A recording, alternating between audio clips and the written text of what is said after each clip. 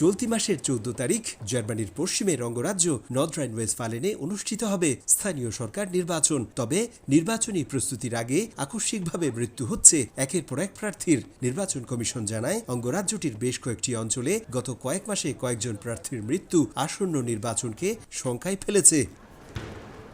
এ সময়ের মধ্যে ক্ষমতাসীন জোটের শরিক দলগুলোর একজন করে প্রার্থীর মৃত্যু হয়েছে। তবে প্রধান বিরোধী ও চরম রক্ষণশীল রাজনৈতিক দল অল্টারনেটিভ ফর ডয়েচল্যান্ড বা AfD'র 7 প্রার্থীর মৃত্যুকে অকল্পনীয় বলছেন দলটির প্রধান নেতা আলিস ভাইডেল। যদিও এই ঘটনাকে স্বাভাবিক বলছে জার্মান সংবাদ সংস্থা ডয়েচে প্রেসে আগেন্টুবর ও স্থানীয় নির্বাচন কমিশন। প্রার্থীদের এমন মৃত্যু বিশেষ কোনো দল বা নির্বাচন কেন্দ্রিক নয়, বরং যে কোনো সময় যে কোনো পার্টি ও নির্বাচনের সময় হতে পারে বলে জানান তারা।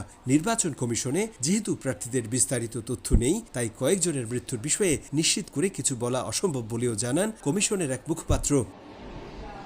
এদিকে পুলিশ জানায়, নির্বাচনের আগে এত প্রার্থীর মৃত্যু কোনো অস্বাভাবিক ঘটনা নয়। বার্ধক্যজনিত নানা রোগে আক্রান্ত হয়ে তাদের মৃত্যু হয়েছে বলে ধারণা পুলিশের।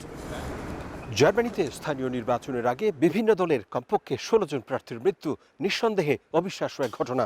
তবে স্থানীয় গণমাধ্যমগুলো বলছে, AfD অর্থাৎ অল্টারনেটিভ ফর ডয়েচল্যান্ডের মৃত 7 প্রার্থীর মধ্যে একজন আত্মহত্যা করেছেন, বাকি সবাই অসুস্থতাজনিত কারণে মৃত্যুবরণ করেছেন।